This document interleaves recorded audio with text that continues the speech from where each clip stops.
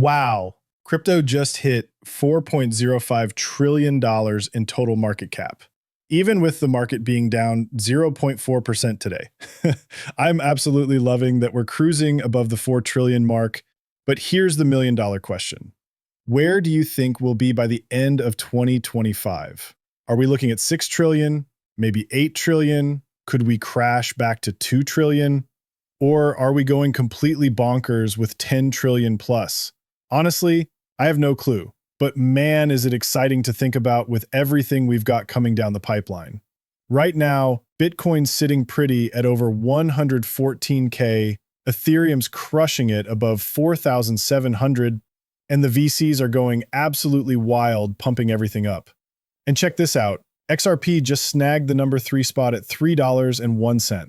Yeah, we're down 0.8% in the last 24 hours and took a 3.7% hit over the week, trading between $301 and $307. Definitely keeping my eyes glued to that one. All right, we've got some absolutely mind-blowing technical analysis to dive into before we wrap this up. Let's jump right in.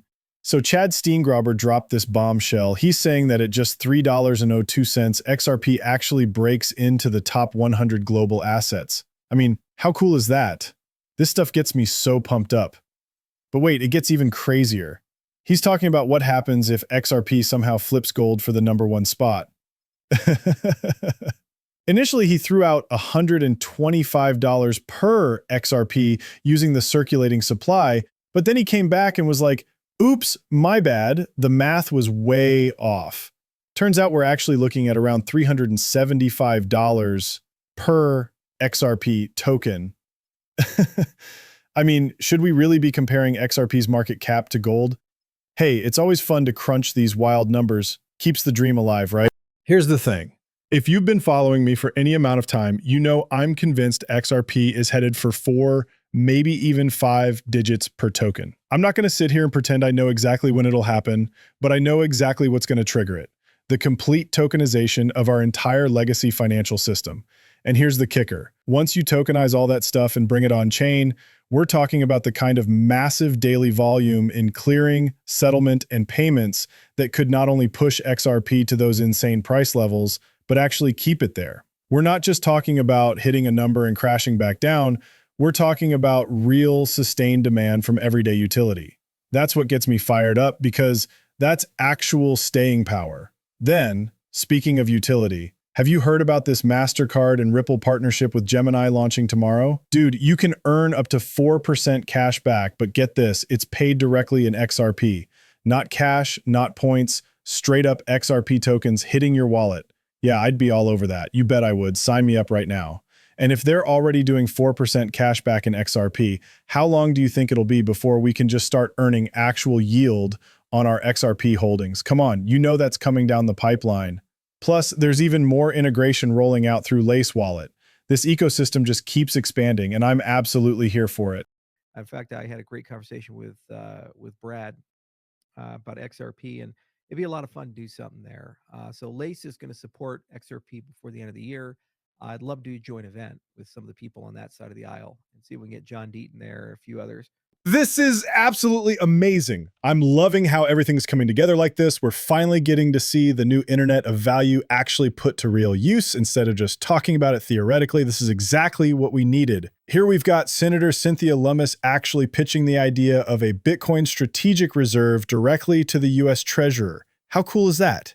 It's easy to forget that the Bitcoin Act did not require new money to be expended to get a strategic Bitcoin reserve.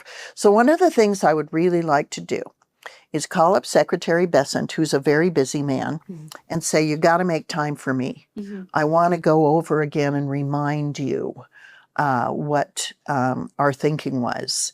I hope the opportunity to do that will be sooner rather than later. Yeah, I'm pretty sure they'll get that sit-down meeting with him. But here's what's really got me thinking. If we're actually going to build this strategic reserve and stockpile digital assets, there's really only one way this can work. Think about it. Senator Lummis wants to use Bitcoin to pay down the debt, but you can't just collect Bitcoin and then boom, dump $5 trillion worth on the market all at once to pay off debt. That would absolutely tank Bitcoin's price, and you'd never get the full value of that $5 trillion anyway. So here's where I think this is headed. The Treasury is going to start issuing digital asset bonds. As these bonds mature and roll over, they get paid out, and that's when you can chip away at the debt. It creates this perfect cycle. Bonds mature, you pay down some debt, then you issue new bonds and take another position, rinse and repeat. You end up with this incredible flywheel where bond issuances become this ongoing cycle. The US government makes money from the profits and still manages to pay down debt bit by bit. It's actually pretty brilliant when you think about it. But check this out. This clip is from XRP Las Vegas 25. We've got the Honorable Christian Giancarlo here, former CFTC chairman and head of the Digital Dollar Project. You've got to hear what he says. This is the one to do it. Now, they're floating a lot of ideas, Chris, about how to acquire some of these digital assets. Are you hearing anything about the different suggestions on that? And there's obviously, I've talked about this. I know other people have floated the idea. Is it out of the realm of possibility to consider that there would be a new bond issuance of digital assets in the future? Not next Tuesday, but in the future. Oh, I think it's more than a possibility. Yeah. I think you're going to see it at multiple levels. I think you're going to see it at the corporate level. I think you'll see it at municipal levels. And I think ultimately you'll see it at the national level. And I also think that one of the things that really bothered this president about the private administration, government sees crypto routinely as part of law enforcement. In fact, they're not even able to currently quantify all the crypto that is held by government, because some of it is at the state and municipal level from routine, police stops.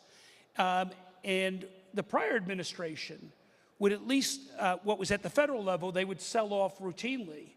And it annoys this president they did, though, because that they do that, because had they held on to it, we might be able to pay down some of the national debt.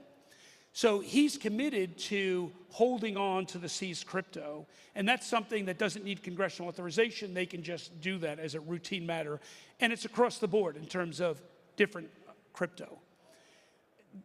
Beyond that, they're also thinking about how do we create something that's more like a reserve. The difference between a stockpile you just collect. A reserve is something that you actually actively utilize. So our strategic petroleum reserve is something that is not just used. You may think it's only used if we have a shortage of oil, we release some oil. No, it's actually used strategically and for monetary policy purposes, because the dollar is tied to the global price of oil.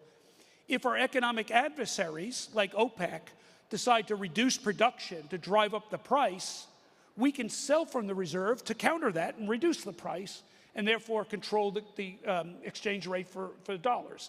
So we use the strategic reserve. Well, when you've got the BRICS countries talking about creating a rival currency to the dollar and perhaps pegging it to physical commodities like gold or digital commodities, then it makes sense for us to actually reserve that to do the same thing we do with strategic petroleum. So that's very much, again, an earlier panel talked about these coming rivals to the dollar.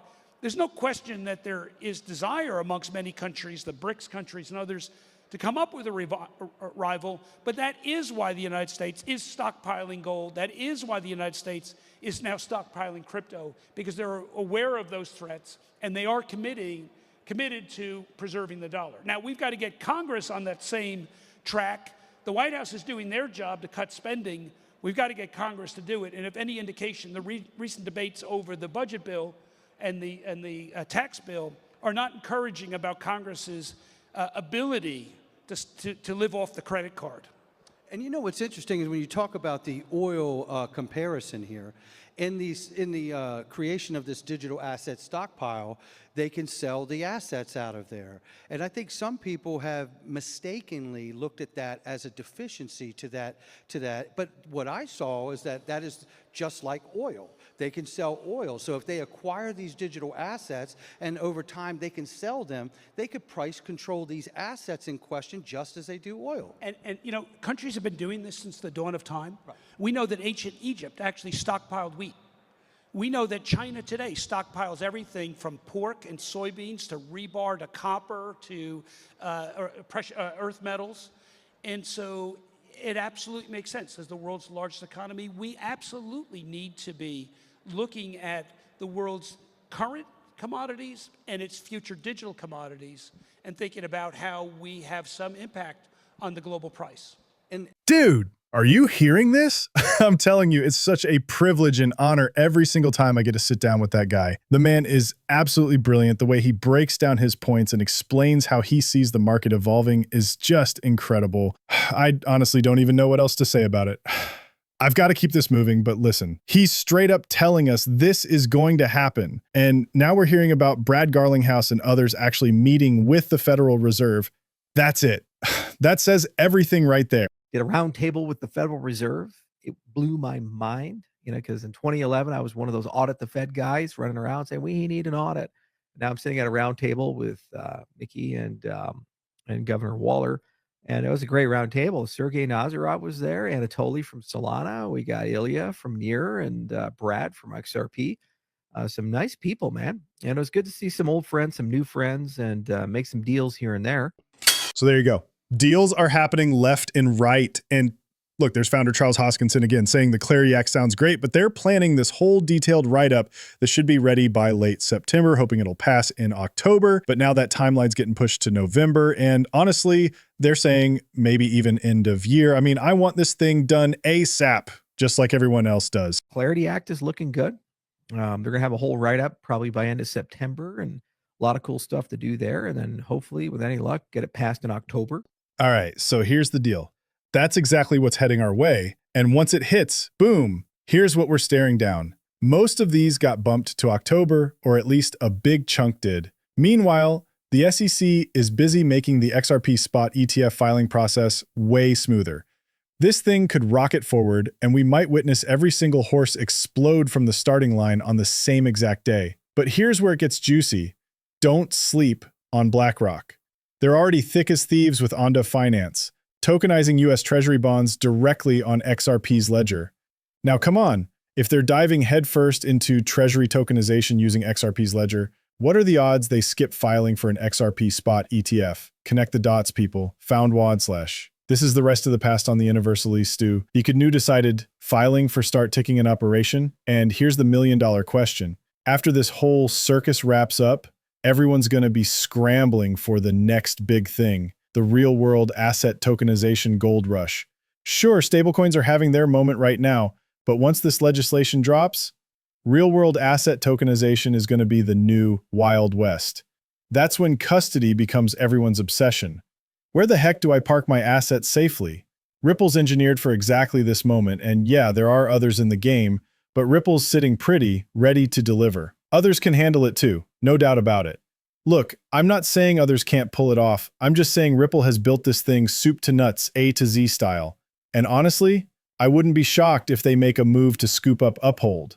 Think about it. Buying that market maker would be the ultimate end-to-end power play. We're talking tokenization all the way through custody, clearing, settlement, payments, DeFi lending, the whole 9 yards. And then boom, add market maker to the mix. That's where Uphold comes in. Now look, I don't have any inside scoop on this happening. I just think it makes total sense. Full transparency here, I've got skin in the game with both Uphold and Ripple positions. So yeah, this would definitely work out nicely for me too. But even putting that aside, it just feels like a perfect match. Anyway, check out what Charles Hoskinson drops here about what happens after we get the Clarity Act. I've been beating this same drum. I think this thing's going to have the exact same explosive impact as when they passed the Telecommunications Act of 1996 for the internet boom. I sat down with Sergey Nazarov, and we had a lovely conversation for a long time about Chainlink support, not just for Cardano, but Midnight and Bitcoin. And how do we bring Chainlink into the UTXO world? And don't forget, we're going to see all those ETFs charging out of the gate like racehorses, just devouring XRP straight off the market. JP Morgan's throwing around that 8 billion number. Actually, if you peek at the charts right now, there's solid support sitting there with a confirmed EMA 13 bounce. It's screaming that this 5-week pullback is officially over. Next targets, we're looking at $4.40 and $6.28. And check this out, $4.20 plus is incoming, and it's going to blindside people completely. Crypto Insight UK called it, and man, this guy is razor sharp. All these analysts are hidden different. Then you've got Eggrag Crypto, Total OG, dropping some serious knowledge. He's pointing out that Ethereum's Fibonacci 1.618 level sits around $7,700 to $8,000, while XRP's 1.618 is projected between $27 to $31. But here's his beef. Treating these two completely different when you're using identical math, that's just straight up bias. So he's laying it out. He's not ruling out some crazy extended cycle running into 2028, which would be absolutely insane, maybe with a major bear market in 26 and a solid local top in Q4 25. He's keeping all options open. But what's really bugging him is watching some technical analysts swear Ethereum can nail that 1.618 Fibonacci while XRP somehow can't. He's calling that flawed logic, and honestly, I'm with him. So yeah, I'm rooting for Ethereum to smash that 1.618 so we can ride that wave too. Let's freaking go. And look here, Crypto Bull is seeing the exact same pattern that Eggrag Crypto spotted on the charts. So we're talking $4 to $6 versus that wild $27 to $37 range. Now, I know what everyone's thinking, and yeah, that was pretty easy to read the room on that one. Here's the thing though, we can't hit those crazy high numbers without crushing through the smaller ones first. But the reality, some folks are convinced we'll never push past that $4 to $6 range, maybe 7 to 10 at best. What I'm really dying to see is whether this market gets pumped with enough good vibes and serious liquidity flowing in that we actually break into that $20 plus territory for XRP. I'm genuinely curious if we can pull it off. But listen, I'm not losing sleep over any of this because I'm playing the long game here. I genuinely believe XRP hits 4 and 5 digits eventually, and I've got my position set up to take some profits at tiny levels so I can actually enjoy the ride while I watch it climb the rest of the way up this mountain. And hey, if it doesn't pan out exactly like that, at least I grab some profits along the way, right?